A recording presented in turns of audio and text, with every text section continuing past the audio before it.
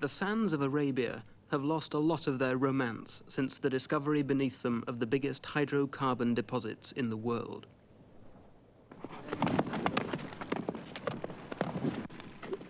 But Cheik Mohammed bin Rached Al-Maktoum manages to combine romance and reality.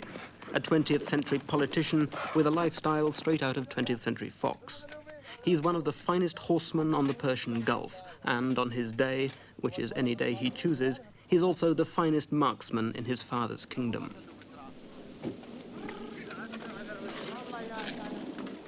We'll try now because we have to do it sort of small competition, yeah? Against the others.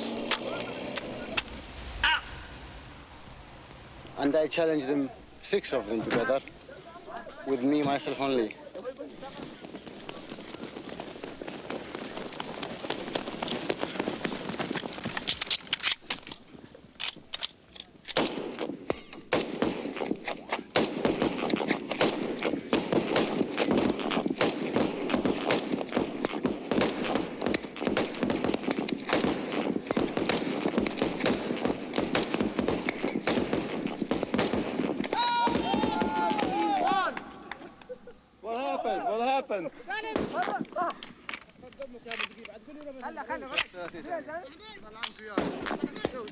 Who won? We did, of course.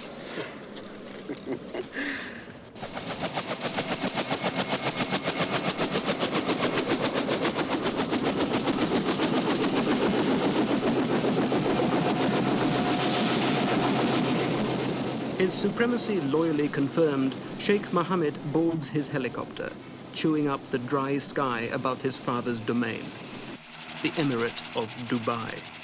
It's partly a tour of inspection, in his capacity as Minister of Defense of the United Arab Emirates, partly a joyride round Dubai, the largest of the 7 tiny sheikdoms that make up the former British trucial states of the Persian Gulf. For centuries, Dubai and the surrounding sheikdoms had little to offer except a haven for smugglers plying the Straits of Oman. Then the oil boom exploded onto the world.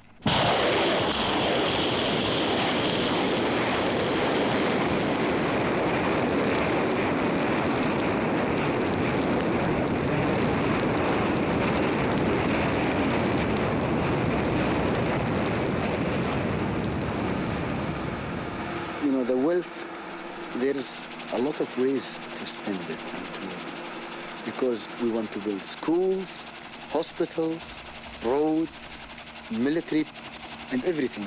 We are starting from nothing.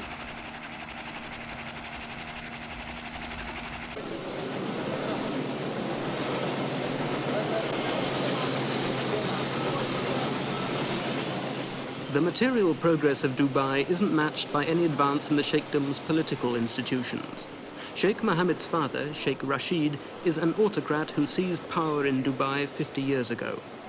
The old man has shrewdly delegated much of his power to his sons. It's a direct, absolute, and very personal power.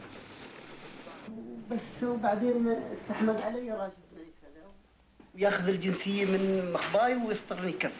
كلكم شهود وكلكم هناك كلهم هاللجنة شهود. Much of Cheikh Mohammed's mornings is taken up in the exercise of justice, sorting out the kind of legal feuds and rivalries that Bedouin rulers have been dealing with for centuries. This particular argument is about a breach of the peace after this man's wife was insulted. As passions rise, the language isn't that of the British courtroom, but then neither is the justice. كان اعطيهم طول لانك اعطيهم الحريه يضربون الناس ضربوني الضرب اللي فيه ضربه جاي في عند محمد انا انت الجنسيه ما بتحصلها ما بحصلها لا كان من عندك انت الجنسيه انا ما ابغاها ابدا كان من عند الحكومه باخذها ولا من عندك انت ما ابغاها ابدا اسكت انا ما لي شغل انا كان من عنده هو ما ابغاها امسك الحين نعم والله نعم Good morning.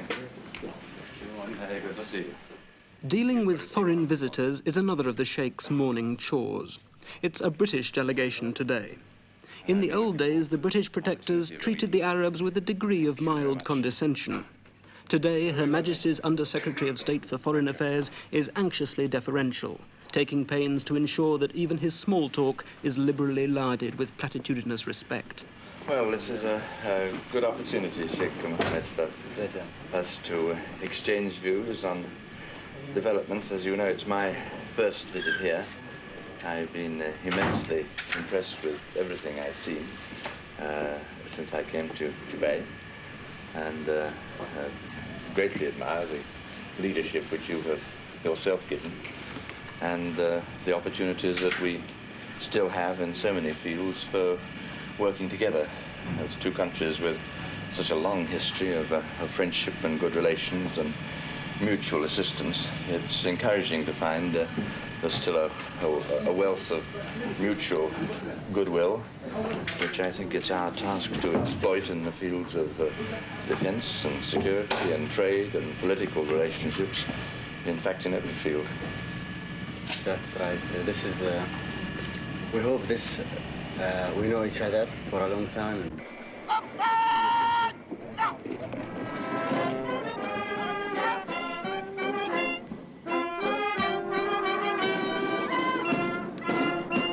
World leaders like Kurt Waldheim, Secretary General of the United Nations, receive their due of ceremonial respect.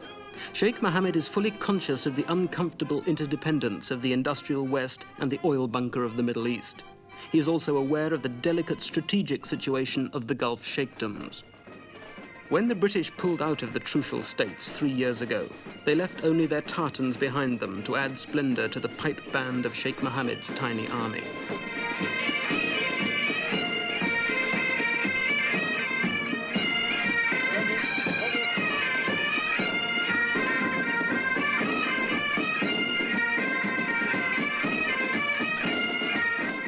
They left, too, a certain tradition of discipline and Sandhurst swagger.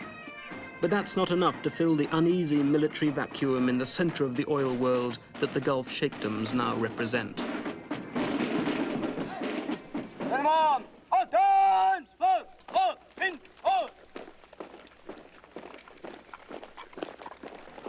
As the defense minister of the United Arab Emirates, Cheik Mohammed is acutely conscious of the military power of his neighbors. To the north, Iran, with the most modern armed force in the Middle East, the finest military technology that even the Shah's money can buy.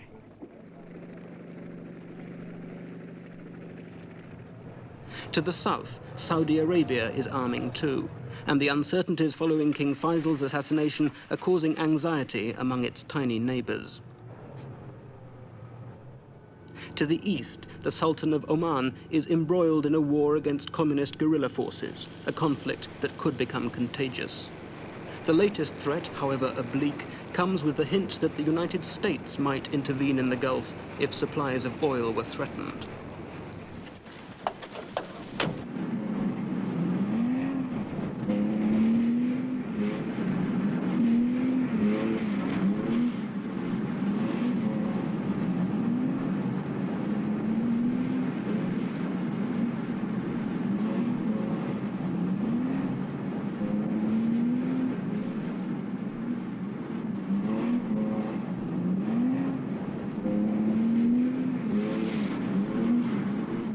For all his political problems, Cheik Mohammed manages to devote a fair chunk of his day to the pursuit of pleasure, relishing the toys of status with a sublime indifference to mileage per gallon that only an oil sheikh can indulge in.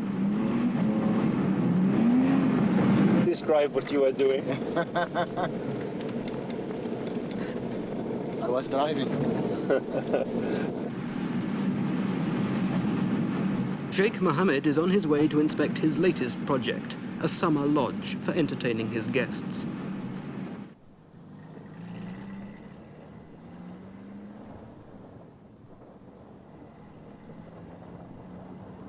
The palace will have 80 rooms with a desert view on every side.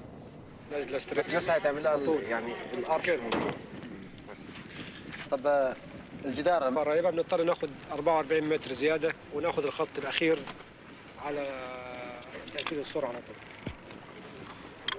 Cheik Mohammed, what are you building here? Oh, I am building a house here in this very nice spot, very high.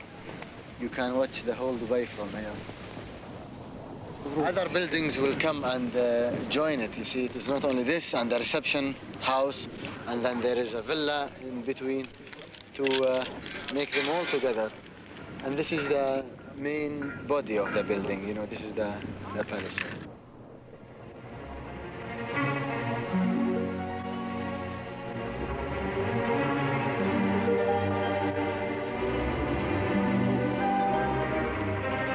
If you want to fly the helicopter, then you fly it. And that's where you enjoy it.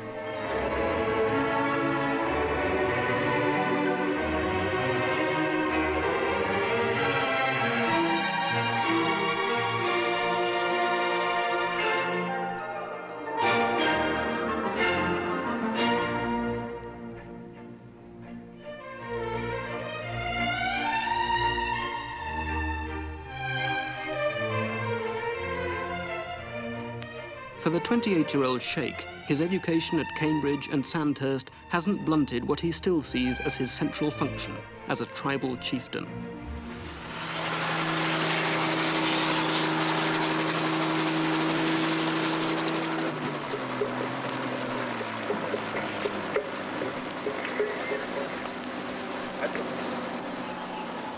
Cheik Mohammed's lifestyle may have the trappings of a Western playboy, but his obligations and his roots belong to his desert people. Most days he makes an aerial trek into the outback for lunch with his people. The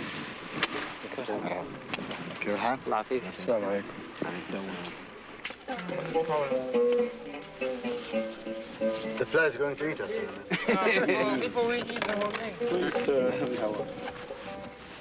They are chilling.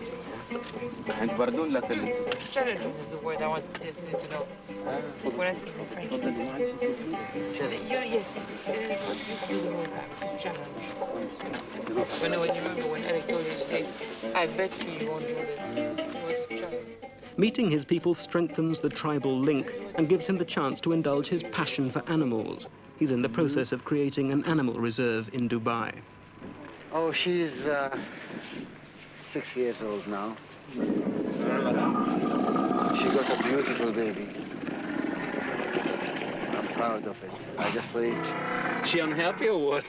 She's happy but a little bit crossed now. Seeing a stranger come around. Does she think you're a stranger or what? No, no. She thinks I am her baby. 1 in 3 of the Sheikh's people is a Bedouin nomad. It's a way of life uncomplicated by oil or politics. The most exciting event of the year, as this man explains to Cheik Mohammed, is the coming of the spring rains. They were talking about rain they had and how much they are happy about the rain, because we don't have very often rains. It rains once or twice a year, which is make it very difficult for the Bedouin.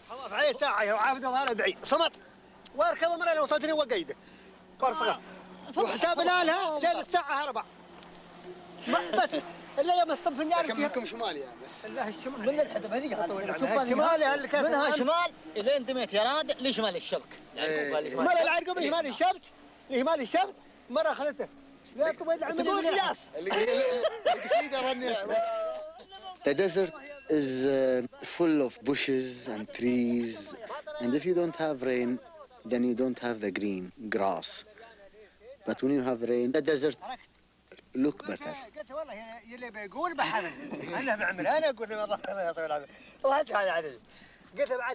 Men like Cheik Mohammed, with an apparent inheritance of dust, could inherit the oil-thirsty earth.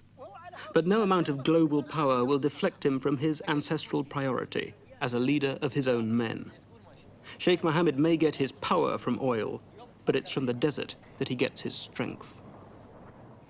Arabs are all come from the desert, and they always think their home is the desert. And of course the towns are, you know, to work and meet people, gather with them. But sometimes you want to go away to the desert.